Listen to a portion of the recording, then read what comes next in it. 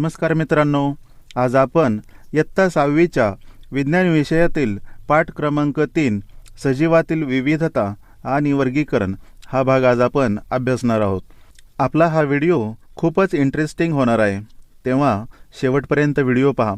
मागच्या धड्याचे व्हिडिओ पाहिले नसतील तर डिस्क्रिप्शन बॉक्समध्ये लिंक आहे, ते आधारे मागचे व्हिडिओ तुम्ही पाहू शकता। मुलांनो, पहिल्या धड्यामध्ये आपण या चित्राच्या आधारे पृथ्वीवरील आवरणे पाहिली। शिलावरण म्हणजे जमिनीचा भाग, जलवरण म्हणजे पाण्याचा भाग आणि वातावरण म्हणजे हवेचा भाग। या सर्व भागांमध्ये सजीवांचे अस्तित्व असल्याचे पाहिले आणि ज्या भागामध्ये सजीवांचे अस्तित्व असते असे पृथ्वीभोवतालचे आवरण म्हणजे जीवावरण होय। आपल्या पृथ्वीवर सर्वच ठिकाणी असणारी भौगोलिक परिस्थिती ही सारखी नाही। काही ठिकाणी सूर्यप्रकाश सुद्धा जमिनीवर पोचत नाही अशी घनदाट जंगले आहेत, तर काही ठिकाणी 12ही महिने जमिनीवर बर्फ असणारी ठिकाणे आहेत। तसेच वाळवंटी प्रदेश, पर्वत, पठारे आणि दऱ्याखोऱ्यांचे प्रदेशसुद्धा आहेत। काही ठिकाणी भरपूर पाऊस पडतो, तर काही ठिकाणी फार कमी प्रमाणात पाऊस पडत असतो। थोडक्यात सांगायचे एवढेच आहे की सर्वत्र भौगोलिक परिस्थिती ही सारखी नाही। अशी सर्वत्र भिन्न असणारी परिस्थिती असताना सुद्धा त्या ठिकाणी सजीवांचे अस्तित्व असल्याचे दिसते। त्या सजीवांनी तेथील परिस्थितीशी जुळवून घेतल्याचे पाहायला मिळते। जसे वाळवंटी भागामध्ये उंटाचा वापर सर्व कामांसाठी केला जातो।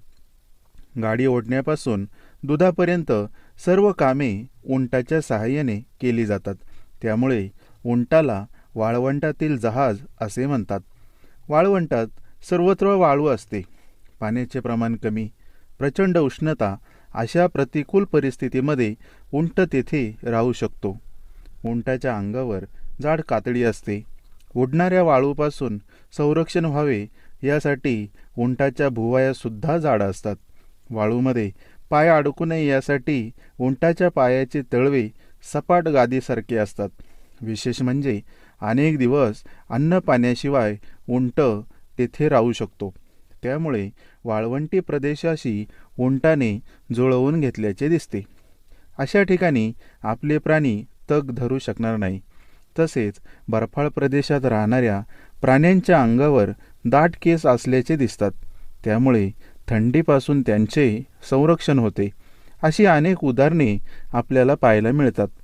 सजीवांमध्ये परिस्थितीशी जुळवून घेण्याची क्षमता असल्याने विविध प्रकारचे सजीव आजही टिकून आहेत। मुलांनो, आता सांगा पाहू, तुम्ही जेवढे प्राणी आणि वनस्पती पाहिले असतील ते सर्व एकसारखे आहेत का? तर नाही। आपल्या सभोवताली अनेक ठिकाणी वेगवेगळ्या प्रकारच्या, आकाराच्या आणि उंचीच्या वनस्पती आढळतात। यातील काही वनस्पती गवतासारख्या लहान खुरट्या आकाराच्या असतात, तर काही वनस्पती उंच डेरेदार असतात। काही वनस्पती पाण्याखाली असतात, तर काही पाण्यावर तरंगतात। तसेच वाळवंटातही काटेरी वनस्पती आपल्याला दिसतात। या सर्व वनस्पतींची रचना त्यांच्या अधिवासाप्रमाणे झालेली असते। जसे वाळवंटात पाणी कमी असते, त्यामुळे तेथे वाढणाऱ्या निवडुंगाची पाने, खोडे ही जाड आणि मांसल असतात। तुम्ही कोरफड पाहिली असेल त्याप्रमाणे असतात। तर कमळासारख्या वनस्पती या पाण्यावर तरंगतात, पण पाने मात्र भिजत नाही, कारण पानावर चिकट असा पदार्थ असतो।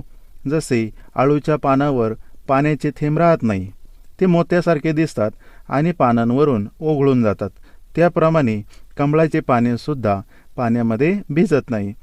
एवढेच नाही तर वनस्पतीच्या एखाद्या प्रकारात सुद्धा अनेक जाती असल्याचे पाहायला मिळते। आपल्याला वेगवेगळ्या रंगाची, आकाराची गुलाबाची फुले पाहायला मिळतात। त्या सगळ्या गुलाबांच्या वेगवेगळ्या जाती आणि प्रकार असतात।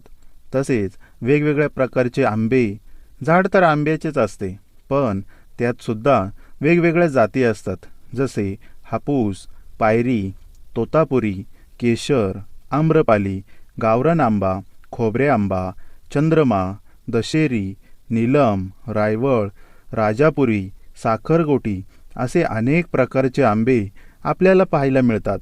तसेच तांदळाचे सुद्धा वेगवेगळे प्रकार आपल्याला पाहायला मिळतात. तांदळाच्या कोणत्या जाती तुम्हाला माहिती आहे ते आपल्या कमेंट बॉक्समध्ये नक्की लिहा. मुलांनो, वनस्पतीच्या बाबतीत गमतीदार म्हणजे काही वनस्पतींना मूळ, खोड किंवा पानसुद्धा नसते. इतर वनस्पतींपेक्षा ते वेगळे असतात.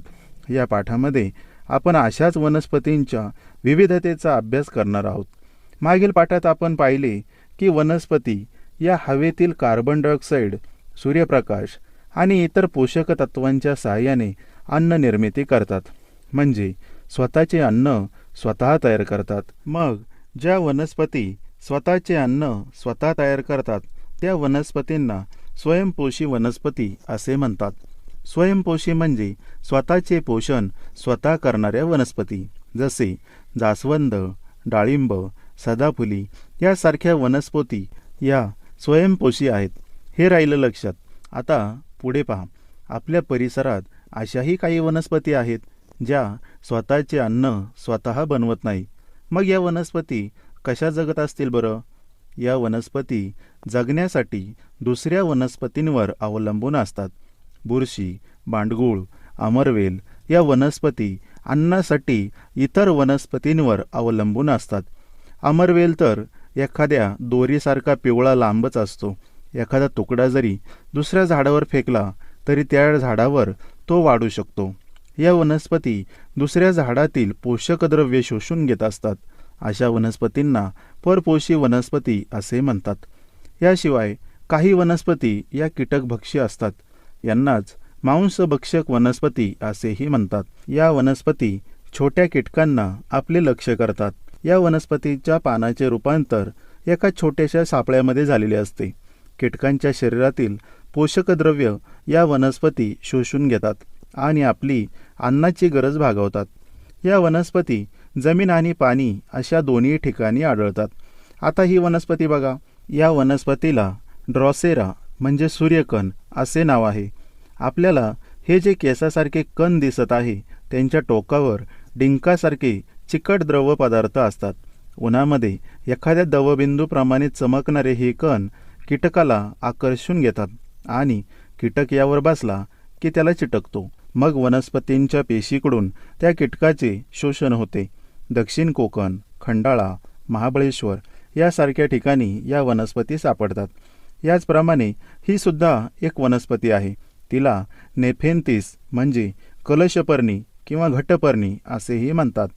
यावर एखादा कीटक बसला की त्याच्या स्पर्शाची जाणीव होताच वरचे झाकण बंद होते आणि किडे त्यामध्ये अडकतात. आता ही दुसरी वनस्पती बघा. या वनस्पतीला व्हीनस फ्लायट्रॅप असे म्हणतात. एखाद्या शिंपल्याप्रमाणे याचे दोन भाग असतात. एखादा कीटक यामध्ये बसला की त्याची पाने आपोआप मिटली जातात आणि मग कीटकाचे शोषण झाल्यावरच पुन्हा पाने उघडली जातात. अशा या वैशिष्ट्यपूर्ण कीटकभक्षी वनस्पती आहेत. आता आपण वनस्पतीची रचना कशी असते ते पाहूया. मुलांनो, सर्वसाधारणपणे वनस्पतीची रचना दोन भागामध्ये होते. यात जमिनीच्या वर असणारा खोडाचा भाग आणि जमिनीच्या खाली असणारा मुळाचा भाग. वनस्पतीचे प्रामुख्याने मूळ, खोड, पान हे घटक आहेत. त्यांनाच आपण वनस्पतीचे अवयव असेही म्हणतो. पुनरुत्पादनासाठी पूर्ण वाढ झाल्यानंतर वनस्पतीला फुले येतात आणि त्यानंतर फुलाचे फळामध्ये रूपांतर होते. मग फळापासून आपल्याला बिया मिळतात. या फळापासून निघालेल्या बियांपासून तशा स्वरूपाच्या अनेक झाडांची निर्मिती आपण करू शकतो. आता हे जे वनस्पतीचे घटक आपण पाहिले, या घटकांची वनस्पतीच्या वाढीमध्ये महत्त्वपूर्ण अशी भूमिका असते. प्रत्येक भागाचे स्वतंत्र असे कार्य असते. मग वनस्पतीचा कोणता भाग कोणते कार्य करतो ते आपण पाहूया. प्रथमतः ज्याच्यापासून वनस्पतीची सुरुवात होते अशा वनस्पतीचे मुळाचे महत्त्वाचे कार्य म्हणजे वनस्पतीला आधार देणे. वनस्पतीला आधार देण्यासाठी मुळांना माती घट्ट धरून ठेवावी लागते.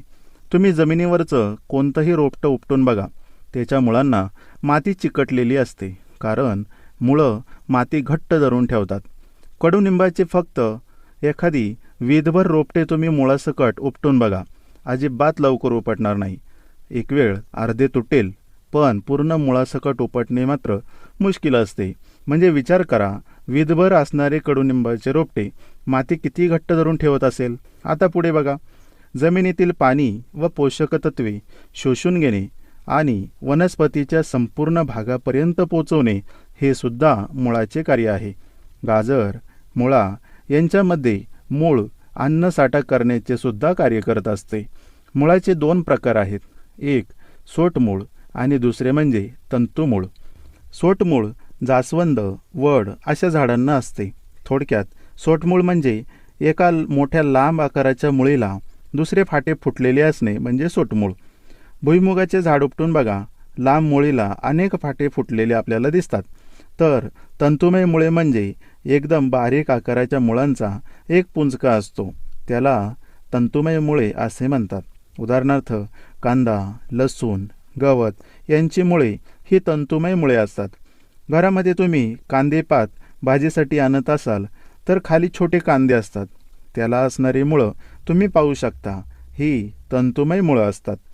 मुळानंतर वनस्पतीचा महत्त्वाचा अवयव म्हणजे खोड. वनस्पतीची उंची आणि आकार ही खोडांवर अवलंबून असते.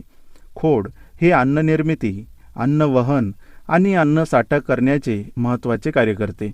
काही वनस्पतींमध्ये ते पुनरुत्पादनाचे कार्यसुद्धा करते, तसेच वनस्पतीच्या इतर भागाला आधार देते. आता पानांविषयी पाहूया. पान हे पसरट असते. अन्न निर्मितीमध्ये महत्त्वाची भूमिका पान बजावत असते. पानाचे साधी पाने आणि संयुक्त पाने असे प्रकार पडतात. एका देठाला एकच पान हे साधे पान असते, जसे जास्वंदाचे पान, आंब्याचे पान हे साधे पान आहे. तर एका देठाला जास्त पाने असतील तर ते संयुक्त पान असते, जसे गुलाब, कडुनिंब, गुलमोहर यांची पाने ही संयुक्त पाने आहेत. आता फुलाविषयी पाहूया. फूल हा वनस्पतीचा अतिशय सुंदर आणि आकर्षक असा भाग आहे. फूल हे लांब किंवा आखूड देठाने खोडाला जोडलेले असते. त्याला विशिष्ट रंग, आकार आणि वास असतो. फूल हे पुनरुत्पादनाचे महत्त्वाचे साधन आहे, कारण फुलानंतरच फळ येत असते. पण प्रत्येक फुलाला फळ येईलच असे नाही. जसे कारले, काकडी, भोपळा यांच्या वेलीला अनेक फुले येतात, पण फळ मात्र ठराविक फुलालाच लागते. बाकीची फुले ही नंतर कोमेजून गळून जातात. आता फळाविषयी पाहूया. फळे ही वेगवेगळ्या आकाराची आणि चवीची असतात. काही फळांमध्ये एकच बी तर काही फळांमध्ये अनेक बिया सापडतात. घेवडा, वाटाणा या शेंगवर्गीय वनस्पती असल्या तरी त्यांना लागणाऱ्या शेंगा या फळेच आहेत. त्या शेंगांमध्ये असणारे दाणे हे बिया म्हणून वापरले जातात. आजपर्यंत पृथ्वीवरील वनस्पतीच्या संख्येचा विचार केला तर लाखो प्रकारच्या वनस्पतींची माहिती उपलब्ध आहे. या वनस्पतींच्या विविधतेचा अभ्यास करणे सोयीचे जावे म्हणून वनस्पतीची रचना, अवयव आणि इतर वैशिष्ट्यानुसार त्यांच्यातील सारखेपणा अथवा फरक याच्या आधारे वर्गीकरण केले जाते. कॅरोलस लिनियस या शास्त्रज्ञाने प्रथम वनस्पतीच्या शास्त्रीय वर्गीकरणास सुरुवात केली. सुरुवातीस त्याच्या वर्गीकरणाची पद्धत सर्वत्र वापरली जात होती. मुलांनो, आपल्या सभोवताली अनेक वनस्पती आढळतात किंवा तुम्ही कुंड्यांमध्ये सुद्धा लावलेले असतील. अशा वनस्पतींचे तुम्हाला निरीक्षण करून या तक्त्याच्या आधारे यामध्ये तुम्हाला माहिती भरायची आहे. या तक्त्यामध्ये प्रथमतः वनस्पतीचे नाव, ती कुठे आढळते, तिच्या खोडाचे स्वरूप, उंची, तिच्या फांद्या, पाने, फुले, फळे आणि तिचे उपयोग अशा स्वरूपाच्या माहितीचा एक तक्ता तयार करायचा आहे. आपल्या पुस्तकामध्ये सुद्धा असा तक्ता आहे, तो व्यवस्थित बघा आणि वनस्पतीचे निरीक्षण करून तक्ता भरण्याचा प्रयत्न करा. आता आपण वनस्पतीचे वर्गीकरण काही गटांमध्ये करणार आहोत. आपल्या सभोवतालच्या वनस्पती पाहता क्षणी त्यांचा आकार आणि उंचीवरून आपण त्यांचे सहज वर्गीकरण करू शकतो. आता सांगा बरं, आंबा, वड आणि चिंच यामध्ये काय साम्य आहे? साम्य म्हणजे सारखेपणा. ही तिन्ही झाडे खूप मोठी आणि विस्तीर्ण अशी वाढलेली असतात. तसेच आंबा, वड आणि चिंच यांचे वर्गीकरण वृक्ष या गटामध्ये केले जाते, कारण वृक्षांची वाढ ही उंच आणि विस्तीर्ण होत असते. वृक्षांची खोडे ही मजबूत आणि टणक असतात. तसेच जमिनीपासून काही अंतरावर यांना फांद्या फुटतात. तसेच अनेक वर्ष फळे आणि फुले येत राहतात. यांची वाढ जिवंत असेपर्यंत होत असते. अशा वनस्पतींना वृक्ष असे म्हणतात. वृक्ष हे उंच आणि बहुवार्षिक असतात. बहुवार्षिक म्हणजे अनेक वर्ष ते जगू शकतात. आता जास्वंद, कनेर आणि घाणेरी यात काय साम्य असते सांगा बरं. घाणेरीला आपण गांधारी किंवा टणटणी असेही म्हणतो. यांच्यातील साम्य म्हणजे वृक्षासारखी यांची वाढ होत नाही, आकाराने लहान असतात आणि यांना फुलेसुद्धा येतात असे तुम्ही सांगणार. हे सुद्धा बरोबर आहे. आता झुडूप कशाला म्हणायचे ते पहा. काही वनस्पती या जमिनीलगतच वाढतात आणि तेथेच त्यांना अनेक फांद्यासुद्धा फुटतात. वृक्षांच्या तुलनेत झुडपांची उंची आणि आकार हा लहान असतो, मात्र त्यांचे खोड जाड व टणक असते. कनेर, जास्वंद, घाणेरी, कोरांटी आणि गुलाब या झुडूपवर्गीय वनस्पती आहेत. त्यांची उंची 2 ते 3 मीटरपर्यंत वाढू शकते. आता आपण रोपटी कशी असतात ते पाहूया.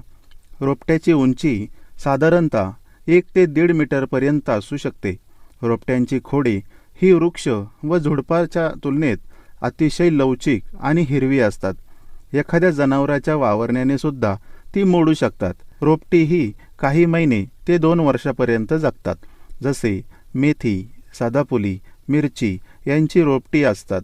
वनस्पतीच्या खोडांचा आकार आणि उंचीनुसार त्यांचे वृक्ष, झुडूप आणि रोपटे असे प्रकार केलेले आहेत. मुलांनो, तुम्ही भोपळा, कलिंगड, गारवेल, कावळी, द्राक्षे यांचे वेल पाहिले आहेत का? ते कशाच्या आधाराने वाढतात सांगा बरं. ज्या मुलांनी यांचे वेल पाहिले असतील तर ते सांगतील की भोपळा आणि कलिंगड यांचे वेल हे जमिनीवर पसरलेले असतात. बरोबर आहे ते, कारण यांना येणारे फळच 3 ते 4 किलो वजनाचे असू शकते. त्यामुळे आधाराच्या काठ्या मोडून जातील. तसेच द्राक्षे, काकडी यांच्यासारख्या वेलांना काठीचा आधार दिला जातो. तर गारवेल हे एखाद्या तारेच्या कंपाऊंडला सुद्धा आधाराने वाढलेले असतात. याला पांढरी जांभळ्या रंगाची फुले येतात. आता वेल कशाला म्हणायचं ते पहा. वेली या आपल्या वाढीसाठी एखादी काठी, दुसरी झाडे यांचा आधार घेतात. तर काही वेली या जमिनीवरूनच पसरतात. मनी प्लांट सारख्या वेलीला हवाई मुळे असतात. तर काकडी, कारले या वेलीला स्प्रिंगसारखे धागे असतात. हे धागे एखाद्या आधाराला गुंडाळले जातात. त्यामुळे वाढीसाठी वेलीला आधार मिळतो. वेलीच्या खोडाला हात लावल्यास ते अतिशय लवचिक असल्याचे जाणवते. त्यामुळे वेली आधाराच्या साहाय्याने झपाट्याने वाढत असतात. मुलांनो, शेतामधील बाजरी, गहू, मका, मुळा, झेंडू ही पिके किती वर्ष जगत असतील? शेतामध्ये आपण अनेक पिकांचे उत्पादन घेत असतो.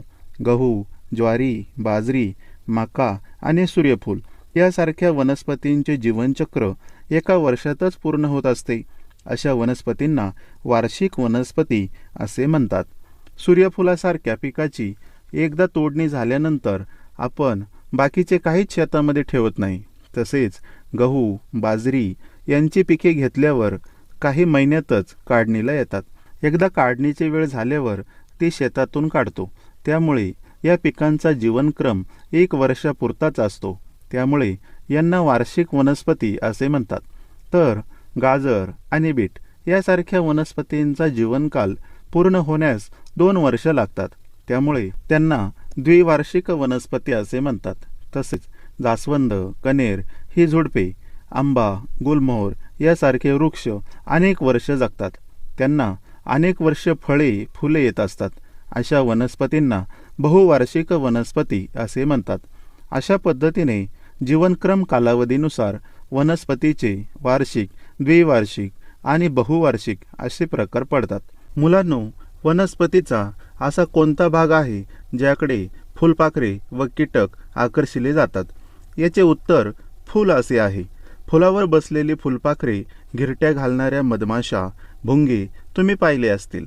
फुलानुसार सुद्धा वनस्पतीचे वर्गीकरण केले जाते. यात ज्या वनस्पतींना फुले येतात त्यांना सपुष्प वनस्पती असे म्हणतात.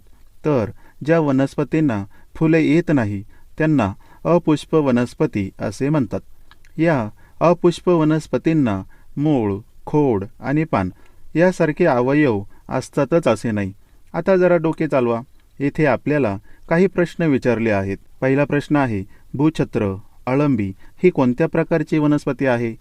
भूछत्र, अळंबी या बुरशी वर्गातील वनस्पती आहेत. या वनस्पतीत हरितद्रव्य नसते. मशरूमला मराठीमध्ये आपण अळंबी असे म्हणतो. ही प्रामुख्याने पावसाळ्यात निसर्गतः उगवते.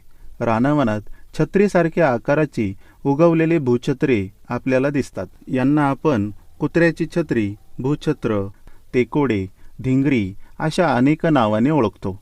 जवळजवळ 12,000 प्रजाती असून यातील काही विषारी सुद्धा आहेत. परपोषी वनस्पती असल्याने प्राण्यांची विष्ठा, मृत जनावरे, ओलसर लाकूड, कुजलेले पदार्थ यावर त्यांची वाढ होत असते. आज याचे उत्पादनसुद्धा घेतले जाते. वेगवेगळ्या आकारात मशरूम म्हणजे अळंबी आपल्याला पाहायला मिळते. आता पुढचा प्रश्न येथे आपल्याला विचारला आहे की उंबर ही कोणत्या प्रकारची वनस्पती आहे? मुलांनो, उंबराबद्दल काही गोष्टी तुम्हाला माहीत नसतील तेव्हा लक्षपूर्वक ऐका. उंबराच्या झाडालाच औदुंबर असे म्हणतात. महत्त्वाचे म्हणजे नारंगी, लालसर फळे असतात. वृक्ष वर्गातील ही वनस्पती आहे. जवळजवळ 15 ते 18 मीटर इतका उंच वाढतो. उंबराच्या झाडाला खोडावर अथवा फांदीवर फुटलेल्या देठाला गुच्छामध्ये फळे लागतात. पण फूल मात्र कोणीच पाहिले नसेल. काहींच्या मते उंबराला फुलेच येत नाही, डायरेक्ट फळे लागतात. पण हा गैरसमज आहे. उंबराचे फळ म्हणजे त्या वनस्पतीचा पुष्पसमूहच असतो. उंबराचे फळ कापल्यावर ही फुले आपल्याला दिसतात. त्यामध्ये नर, मादी आणि नपुंसक अशी फुले असतात. अधिक माहितीसाठी तुम्ही इंटरनेटवर पाहू शकता. इतर फुलांसारखी ही फुले नसतात. कदाचित काहींना हे माहीतही नसेल. शेवटी निसर्ग हा सर्वात मोठा रचनाकार आणि निर्माता आहे. आता शेवटचा प्रश्न पहा. नेचे, शेवाळ, मनी प्लांट या वनस्पतींना फुले असतात का? तर याचे उत्तर नाही आहे. या अपुष्प वनस्पती आहे. मुलांनो, तुम्हाला हे माहीत आहे का? या फुलाचे नाव राफ्लेशिया असे असून या फुलाचा व्यास सुमारे 1 मीटर इतका असतो. हे इंडोनेशियाचे राष्ट्रीय फूल आहे. तर उल्फिया या वनस्पतीचे फूल हे जगातील सर्वात लहान फूल आहे.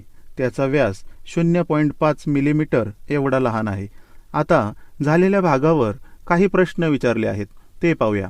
पहिला प्रश्न आहे, डाळिंबाचे झुडूप कोठे वाढते?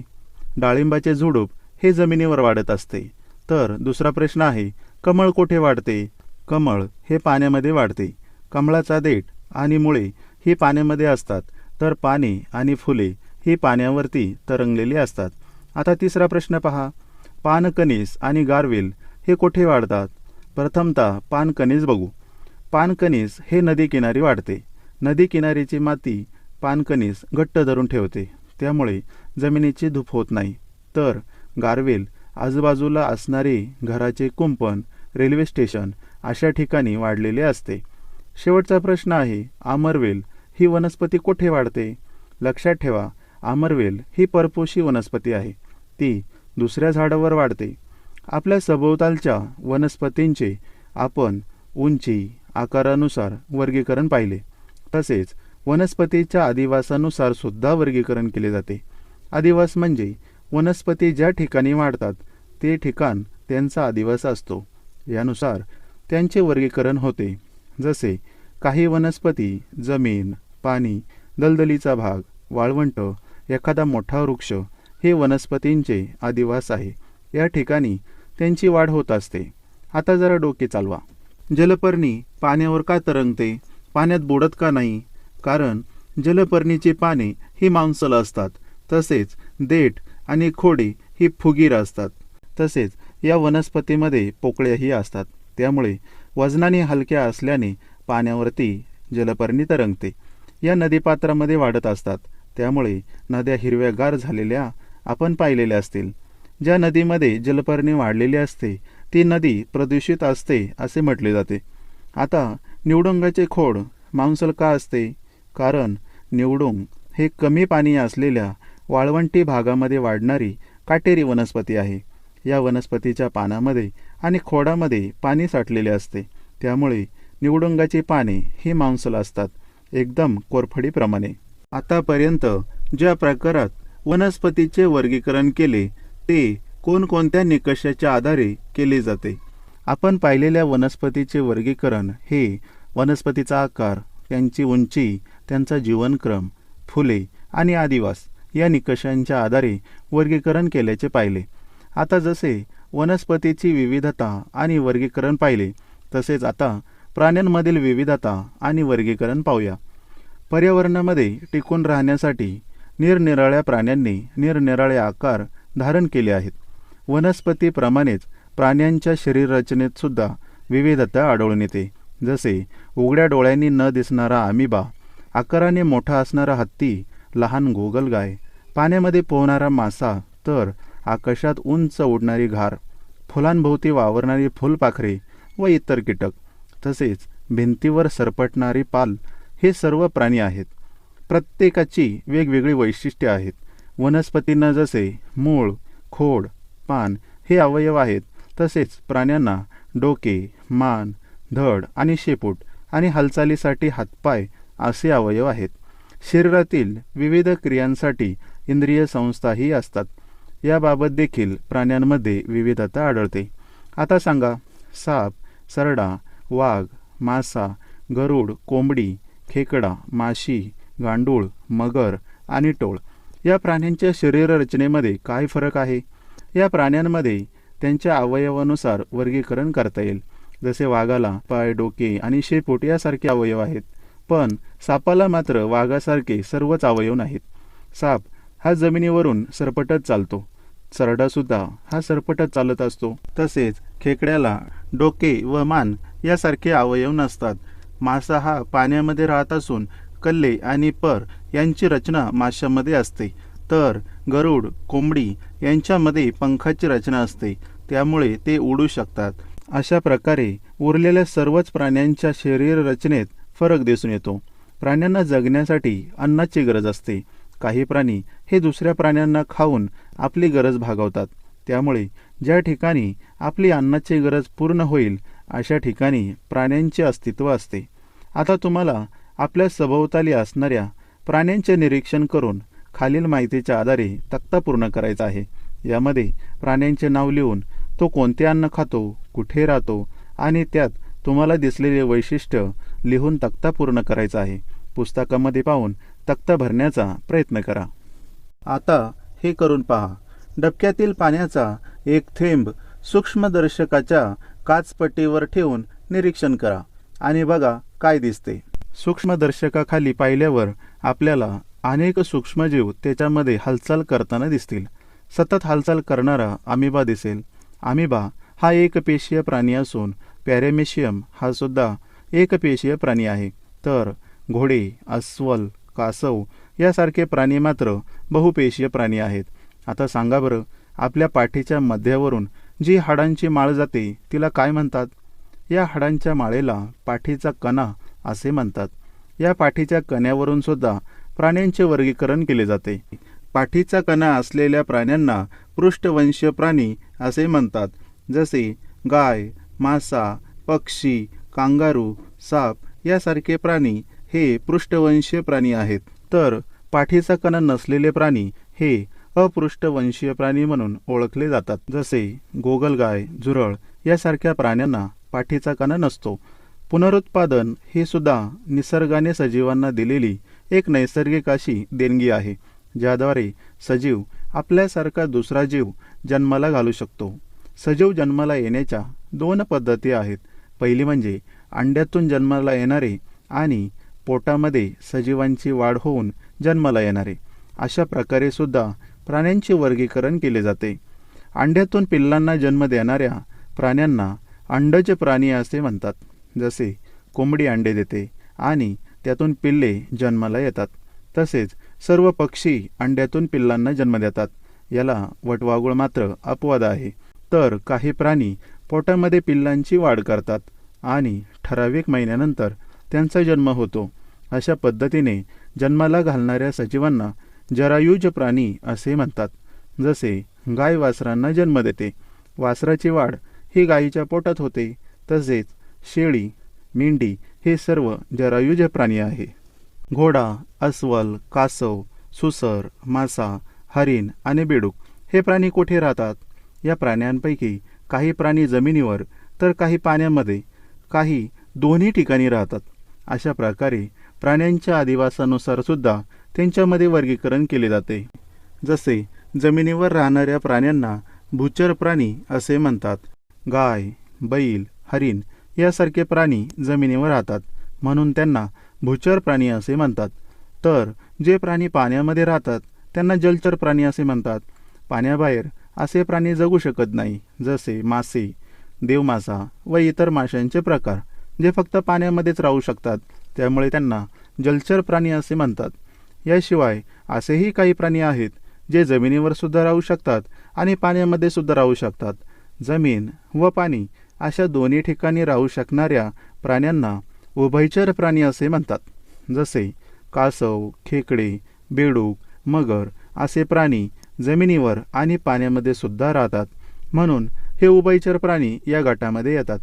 तसेच घार, गरुड, कावळा, फुलपाखरे, मधमाशी हे वेगवेगळ्या ठिकाणी राहत असले तरी हवेमध्ये उडत असतात. अशा हवेत संचार करणाऱ्या सजीवांना खेचर असे म्हणतात. आता सांगा बरं, प्राण्यांचे जेवढे निरीक्षण केले ते कोणकोणत्या निकषांच्या आधारे केले होते? आतापर्यंत आपण केलेले प्राण्यांचे वर्गीकरण हे प्राण्यांची पेशीमय रचना, पाठीचा कणा, जन्माला देण्याच्या पद्धती आणि प्राण्यांचा अधिवास या निकषांच्या आधारे आपण त्यांचे वर्गीकरण केले. मुलांनो, एक गोष्ट नेहमी लक्षात ठेवा, सजीव सृष्टीतील वनस्पती व प्राण्यांमध्ये खूप मोठी विविधता आढळून येते. प्रत्येक वनस्पती व प्राणी हा वैशिष्ट्यपूर्ण असतो. सजीव सृष्टीतील विविधता जपण्याचा आपण सर्वांनी प्रयत्न करणे गरजेचे आहे. सुरुवातीपासून शेवटपर्यंत संपूर्ण भाग तुम्ही पाहिला आणि ऐकला. आता आपण या पाठातून काय शिकलो ते थोडक्यात पाहूया. या पाठातून आपण पहिली गोष्ट शिकलो ते म्हणजे वनस्पतींचे खोडांचे आकार व उंचीनुसार जीवनक्रम, कालावधीनुसार आणि अधिवासानुसार वर्गीकरण केले जाते. दुसरी गोष्ट म्हणजे प्राण्यांचे पेशी रचनेनुसार, पाठीच्या कण्यानुसार, पुनरुत्पादन पद्धती आणि अधिवासानुसार वर्गीकरण केले जाते. या ठिकाणी आपला हा पाठ संपत आहे. तुम्हाला सरावासाठी डिस्क्रिप्शन बॉक्समध्ये एक टेस्ट दिली आहे. प्रश्नपत्रिका सोडवा. तुम्हाला किती मार्क्स पडले ते सुद्धा समजेल आणि तेवढाच सराव होईल. पुन्हा भेटूया अशाच नव्या व्हिडिओसोबत. तोपर्यंत पाहत राहा, शिकत राहा. धन्यवाद.